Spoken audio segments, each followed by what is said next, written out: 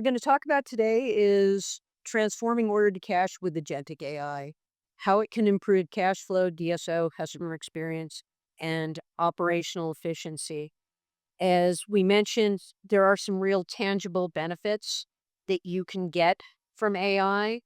Um, I recently had a customer that just told me, I want AI. I was telling somebody the story earlier. I want AI. I don't know what I want, but my CEO wants me to have an AI project.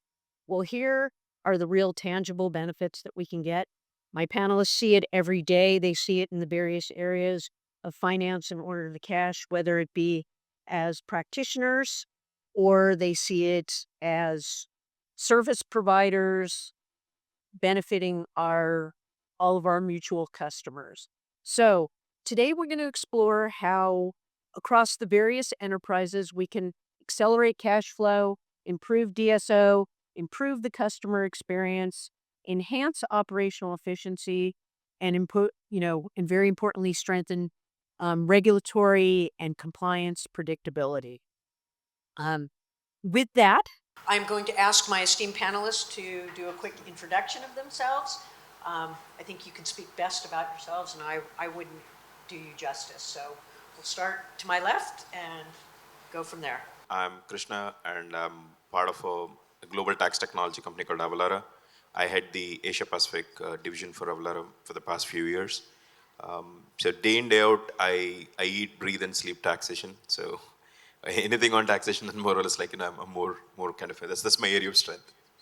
Great to be on this panel. Thanks, Phyllis. Hi everyone, my name is 𝗬𝗲𝗏𝗃𝗧𝗏 and I'm working at Johnson Controls and DGM, taking care of operations specifically to credit domain for America and Canada region. And I come with an expertise in transformation, transitioning and implementing the automation softwares and simultaneously streamlining the workflow process for O2C different verticals. So it's a pleasure to be here and looking forward for the discussion. I'm Balaji Iyer, part of 𝗲𝗏𝗏𝗏, Corporate VP in the Finance and Accounting Capability Function. I lead the adoption of the new age AI, Agentic AI capability to come up with new solutions to help customers achieve more business benefits. I have over 3 decades of experience in the F&A space, driving transformation in various capacities. So, nice to be here. My name is 𝗬𝗏𝗏𝗏𝗏𝗏. I am responsible for Asia Pacific and Middle East region for order to cash process. Right. Before this, I was into FP&A, controllership, and different other treasury functions of finance. But presently, I am responsible for order to cash and looking forward for a great discussion here. So the first thing I want to talk about today is cash flow risk, DSO optimization. Working capital is so important. Cash flow is so important to the business. I'm going to start with my 2 practitioners first. Narendra first. How are you seeing the adoption of AI and it helping with your cash flow? Or are you seeing it helping with the cash flow, and how are you specifically using it in today's business model? So as an organization, even we give a real thought about it. Do we really want AI at this point in time, wherein there are a lot of discussion and a lot of concerns in regards to their data security, and will it be safe for us to be the first one to get that implemented at a larger scale, because Johnson Control is one of the biggest organizations, right?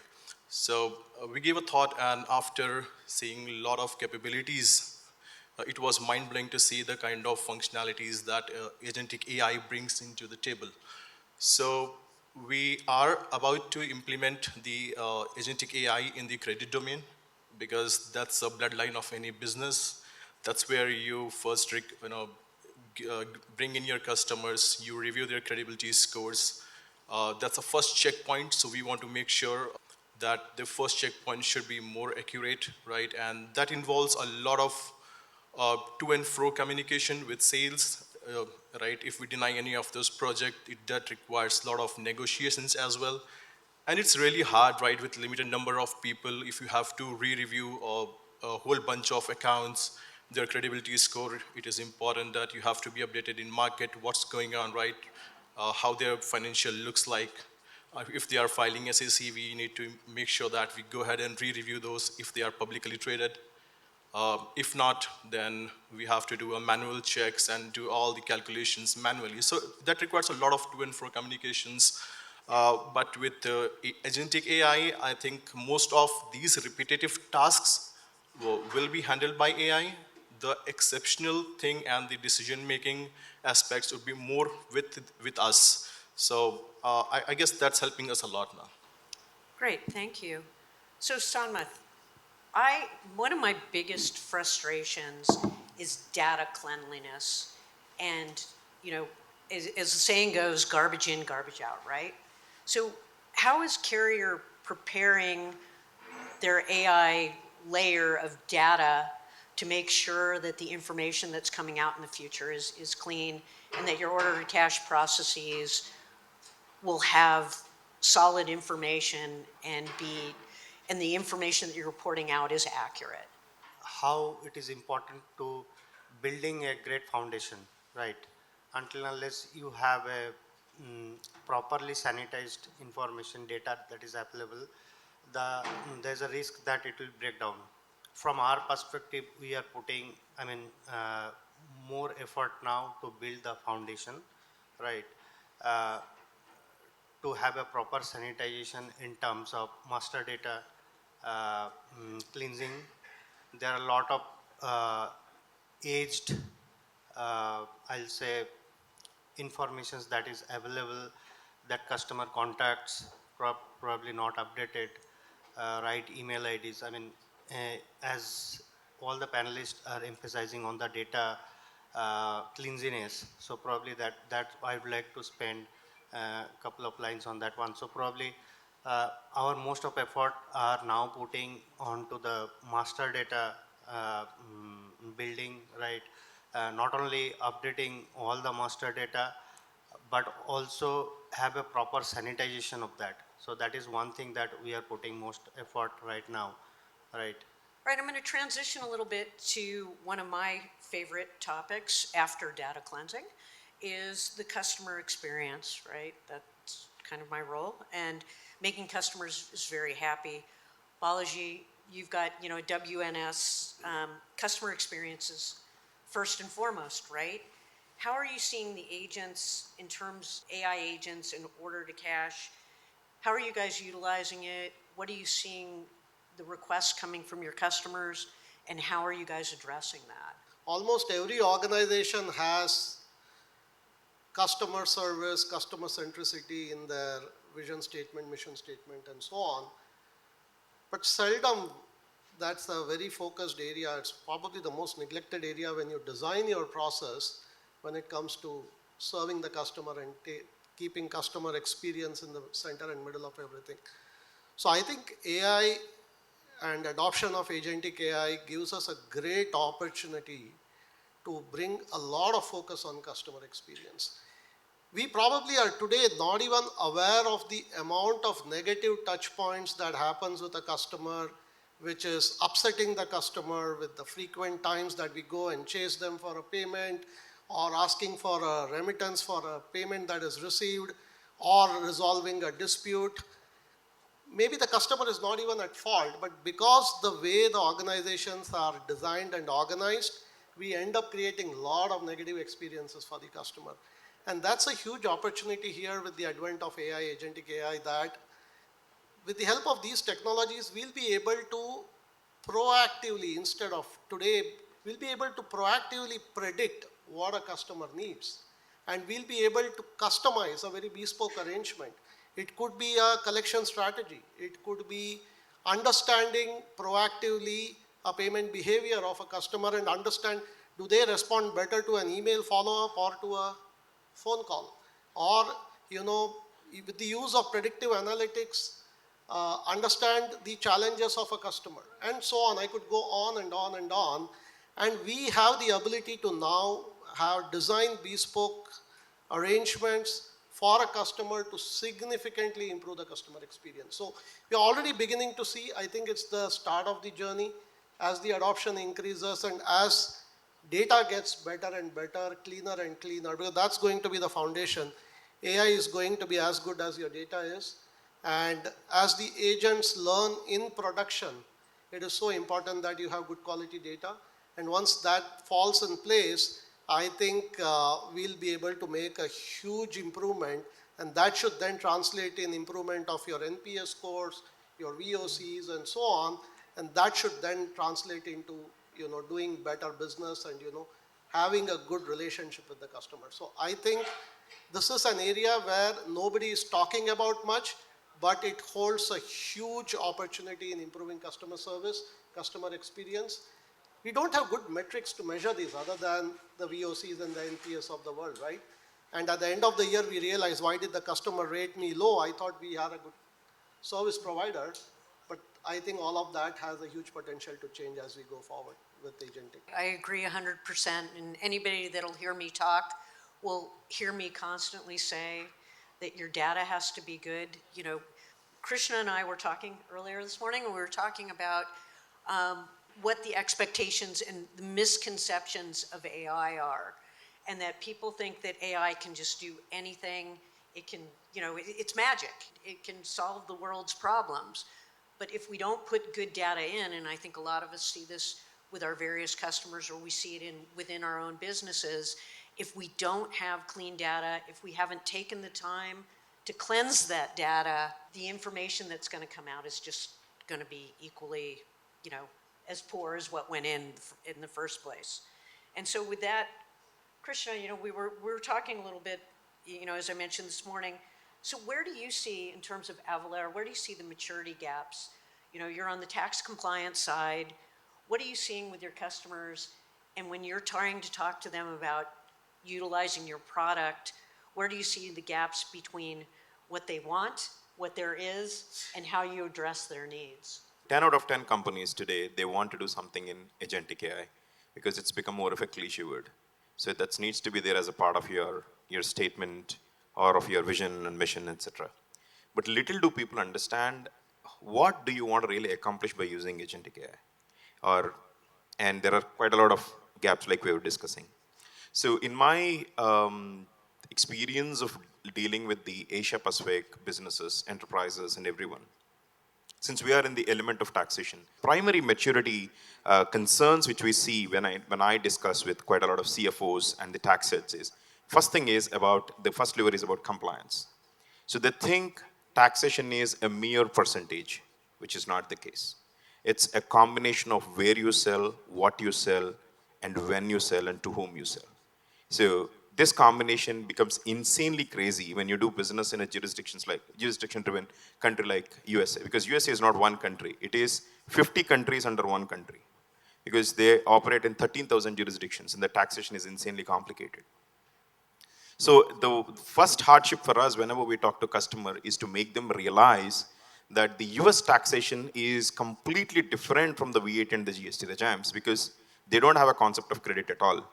So the customer would primarily ask me, why do they don't have a credit mechanism? Why are you not introducing it? But little they really understand, it's not we do it, it's the governments that take a call. And the notion for that is, I'll deploy an 𝗓𝗓𝗄𝗓 or an agent, and then we try and get an output of it. But it's not that simple as we think about it, because what you are passing your data, because that's the common theme that came out in the previous panel as well, is, see, data is the new oil, but the oil has a characteristic to it. It is crude oil. You need to give refined oil so that then you get the real output. Then it becomes your petrol for your engine, right? So your data is never clean because you have multiple systems and all systems are disconnected. We are heavily, as a companies, in today's thing, we want to add a lot of customizations. You want to add so much to the top layers of your existing technology. But little do we are concerned, is your technology solutions talking to each other? When they don't talk to each other, it is as good as you have a tax function, you have a finance function, you have a collections function. Who doesn't talk to each other? That's the first maturity which I really see. And the second one is from a reporting standpoint. When we talk about reporting, especially when it comes to the taxation part of it, it is insanely complicated in various countries. When you talk about VAT and the GST, the rules or regulations are different. You are a retail company, you're doing business in Europe, they would ask you to do a statistical report, which is called as Intrastat, EC sales list, along with your regular VAT reporting. When it is in US, they would want to understand your reporting frequency can vary. It is not standardized as we are talking about. One state might ask you to do it on 15th, one would give you 20th, another would call you about a quarterly return, another would be inverse quarterly. So reporting is extremely manual driven. Today I see people think I can deploy 10 to 15 people to do the mundane tasks, or they would say like, let me try and bring in an agentic AI solution which can do it. But again, this is linked to your previous thing. Do you really have the right data that can process your transaction, that can translate into your returns? Because these both are interdependent. And the third and the most important thing is the audit readiness. So I was talking to Phyllis in the morning today. There is one of my customer, I don't want to name them obviously. So they received notice from one of the states for about like $30,000. It's a mere rate change from a taxation standpoint. So they went back to ChatGPT and they have used it, and it gave some kind of reference, probably with some source. They went back to the tax authorities and quoted in the similar thing.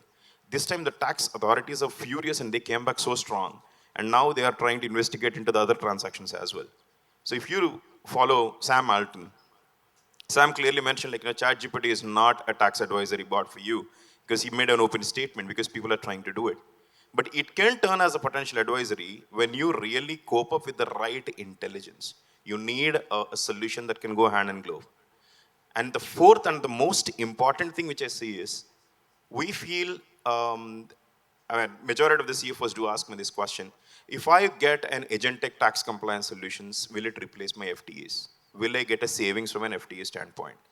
So to me, it is a major, major mindset issue for us as industry leaders, because AI is not here to replace people and give you an additional profitability. It is going to be a strong lever. It will definitely replace people who don't know how to use AI. It is our job as leaders to really train our resources to how to potentially utilize it for our benefit. This is the thing, we are more trained to use simple applications. But we should really expand the horizon. Think the larger blueprint from an organizational standpoint. How can you use agentic AI as a lever to bring cohesiveness amongst your finance functions? I think that's where the real holy grail lies. I think that's a wonderful transition to my next question. I think, as Krishna said, one of the biggest misconceptions is AI is replacing employees. I get very angry when I see the news and companies blame AI for job losses, for example. We all know that right now we need this component of human in the loop. So I'm going to go through each of my panelists because I think each of you has a very different perspective. Where do you see AI in your business? And how do you still see the human being involved?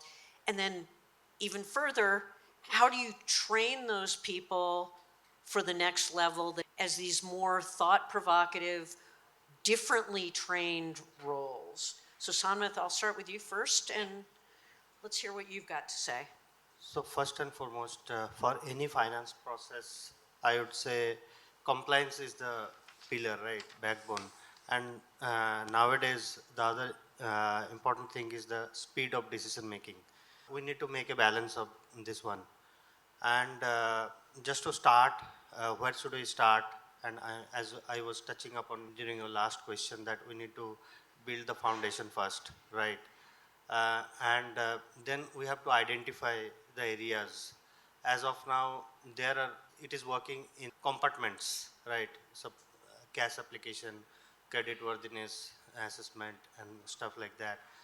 But if we need to implement it to an end-to-end process, then probably we need to start thinking that, okay, probably we need to start with a strategy of, like we call that, crawl, walk, and run kind of thing. Probably take a pilot project, right, and run it if it is successful, and what are the areas it is not working properly. The areas which probably needs to be identified, that okay, these are the areas which and this differs from business to business, right? Different for a manufacturing organization, different for a service industry, different for the customers you are catering to, right? It can differ. So probably we need to identify that how we can implement this to the ground. That is one thing. touch upon the point that he was touching upon, how we can serve better to our customers, right? That is at the end of the day, that's the goal for any corporate. So probably these are the areas that basics we need to touch upon, and the requirements, like what are the limiting factors that we need to identify at the very outset. And the thing is that building upon that, probably we need to identify the design, how we should design our agents, like that base suits our requirement. If we design it well, then probably it will work well. We cannot keep it like, okay, we'll do something after month. So probably that will create more problem or a blunder for all of us. That's one thing. Probably the other thing is that, touching upon the point that you just mentioned, human in the loop. So probably compliance, auditability, traceability.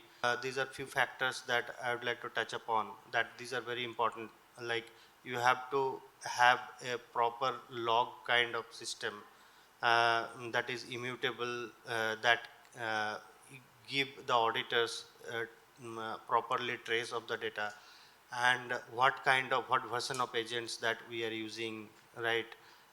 What are the data that is being used for any specific decision making. These are also very, very important things, right? Apart from traceability and auditability, the other stuff like that, governance. So probably how these are being validated. Balaji, you come from a little bit different perspective at WNS. How much are you driving of the change? How much are you recommending, and how much, I'm sure some of it your customers, your clients are sort of driving it, and how are you addressing that fear of, that big mean AI that's coming to take all our jobs? What it really makes possible is immense, right? But at the same time, we are doing it with a lot of caution, right? Right up front, we make a very detailed assessment of the maturity of the customer to even get onto this journey. The ultimate promise of this whole agentic journey is to make your processes touchless, your operations autonomous, right? But there are huge risks involved, right? So to begin with, we don't even recommend people to focus on straight throughput metric or a touchless metric. We say this is possible, we'll get there. Somebody might get there in 6 months, somebody may get there in 2 years, depending on where they are today, what is their maturity, their propensity to adapt and evolve and so on, right? So we do it with a lot of caution. That's first point. The other point is, it's extremely important as we adapt these technologies, the role of the people, right? Humans are not going to disappear. They are very much going to be there. Their roles might evolve, the roles will change.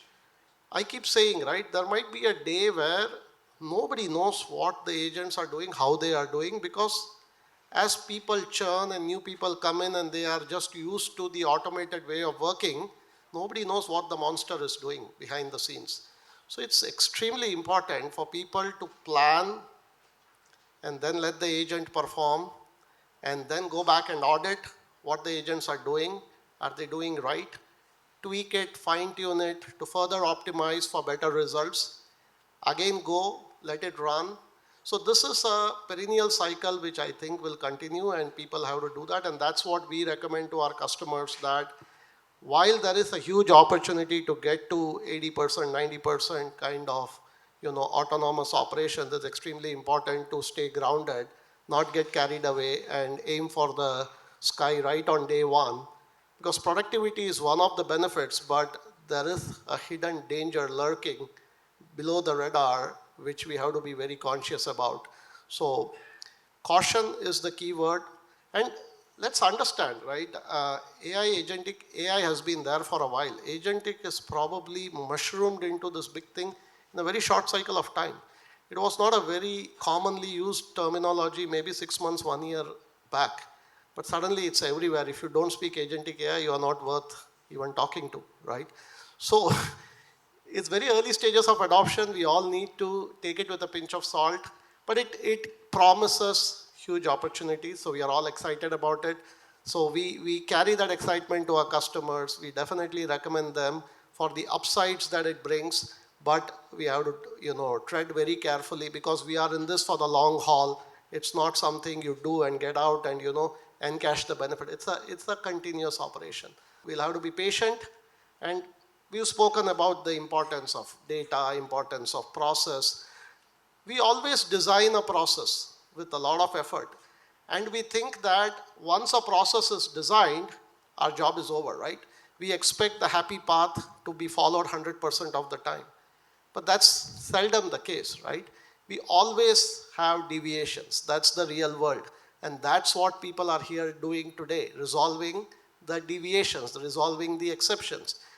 The advent of agentic AI is going to help significantly in managing those exceptions, but there will always be scenarios where agentic will not be able to solve for it. So you'll still need people in the loop to do that. So to summarize, I say that we are pushing very aggressively. We are very excited to adopt it, but at the same time, we are very cautious in our aggression. We are very cautious and very grounded, so to speak, in how we deploy it with our customers. When I think about your role at Johnson, you've probably got people that are afraid of losing their jobs and roles. And so, aside from talking about where you see the balance between AI, agentic AI, and where you need the human in the loop, how are you addressing that human factor of fear of AI? So to me, I mean, AI will definitely take some of the stuff.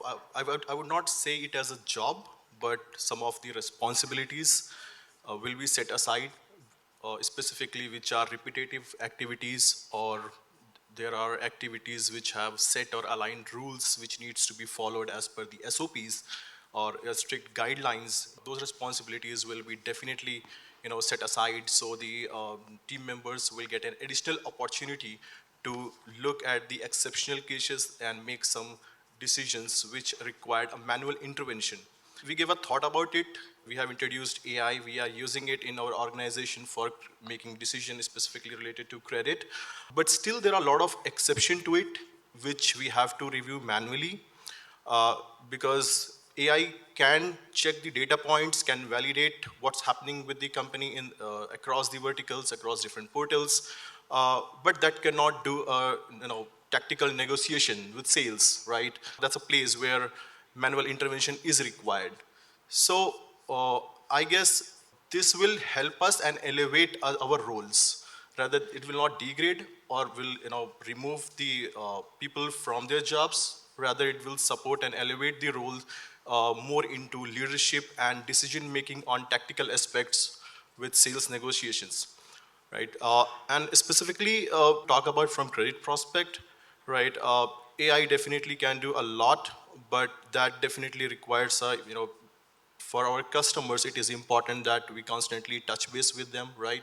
So I guess relationship management is something which will play a crucial role for the people managers and the people who are sitting and have some time.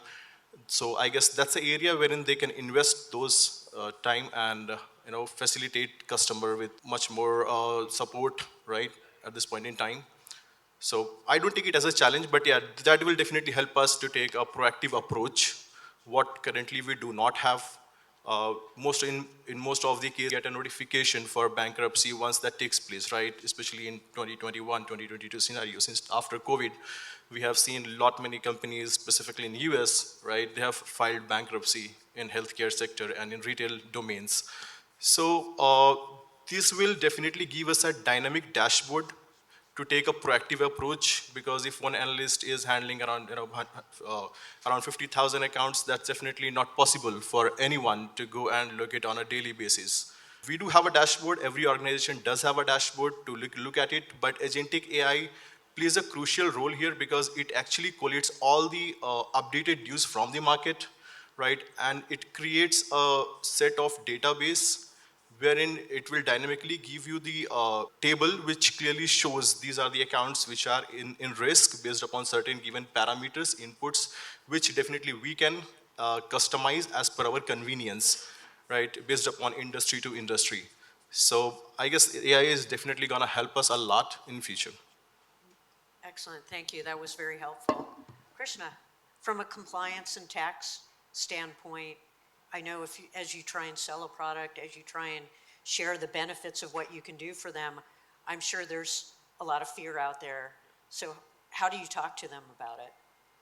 So being a tax compliance solution company, and we use Agentic as a part of it. So we are an Agentic compliance company as of now, wherein we go out to various kinds of customers who are doing business across.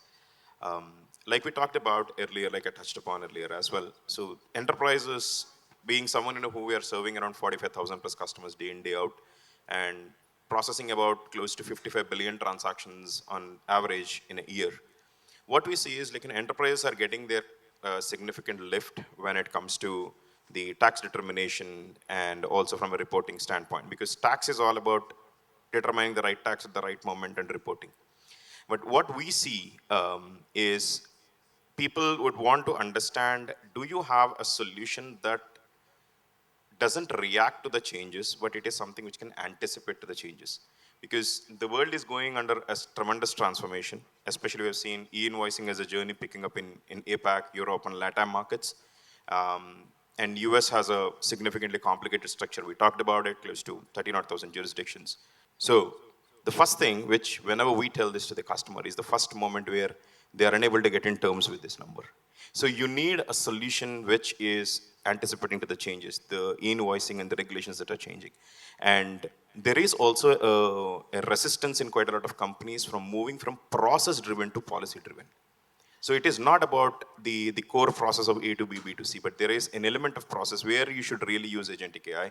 What is an element where you need to drive an exception from an AI perspective? At times, AI will also go outsmart humans and will try and take a decision on it. But what is the stand, what is the viewpoint from an AI decision standpoint, especially from taxation? You cannot really bring in AI like I've told you earlier. So there should be a combination of it. So people think it is either I take the side of AI totally and I ignore the humans, or I take the total human side and ignore the AI, but there is a hybrid approach which we need to find a balance. You need AI, you also need your humans. So probably focus on skilling. That's what we every time push across to our customers. I am going to steal one of their rapid fire questions and go down the list. Where do each of you think that AI is going to have the biggest impact in this life cycle of order to cash, say in the next 5 years? We'll start with Krishna first. I think my answer remains still, it's more like right from the tax compliance part of it, because tax is an integral part of the O2C completely. Yes, in terms of invoicing and all of that, yes. Narendra. So I'll say that will actually autonomous the cash applications process, because that's an easy one, right? You need to tally out a lot of things. That's a biggest mess what most of the companies have at the moment. The unapplied cash, we have the cash sitting out there, but we cannot record it, right? So that is something I'll tell. I think across the board, I would say there is huge opportunity right from order management in terms of capturing discrepancies between a customer PO and your order, to your invoicing defects, to your collections. For example, collections is not strictly a transactional process, right? So if you have to ask me for one, I would probably choose collections, because a lot depends on the collector, how he or she is going to go about starting their day, what are the actions they're going to do. And all this is going to be hugely simplified with the help of AI and Agentic AI. It really sorts out, acts as a smart AI manager or assistant to tell you, these are the 5 broken promises today, these are the 20 customers getting past due today, these are the 3 customer complaints which have come in. So I don't have to, as a collector, even waste my time figuring out what am I going to do today. The tool is going to help me, like your GI assistant is going to do the job and tell me that, hey, these are the 20 priority things, attend to that on priority. And I can go on and on across every process, but since you asked for one, I'll probably choose collections. I appreciate that. Thank you. I don't say it is only one process. Probably I see it in the coming days from end to end, right? Right from starting credit worthiness assessment to invoicing, order management, right? Invoicing, payment follow-ups, and cash application. So it will be a end-to-end kind of autonomous, I'll say, thing that is coming in the upcoming days. That's what I see Over and above that, I would see this as he was mentioning, that probably it will also give me a predictive kind of thing rather than just data recording stuff. So probably it will give me that, okay, based on the payment behavior of this list of customers from the past data sets, the agent will say, throw me a list of 20 or 30 or 100 customers that I need to put it on radar, that, okay, these are the customers usually delays the payment. Okay, so probably I need to put a special focus that, okay, how we can address this as a special case. Apart from that, the other thing that I look forward, that how it can partner with the, not only within limit within the order to cash, but it will partner with the other sub functions of finance like FP&A in terms of forecasting the cash flow, right? That's one thing that I'd look forward to. You know what I find fascinating, if any of you noticed, they all said different areas of order to cash. So I think it's really important that we know that it comes from a different perspective, but that all of the areas are very important. Thank you so much for all your insightful answers. I personally really enjoyed it. So thank you all.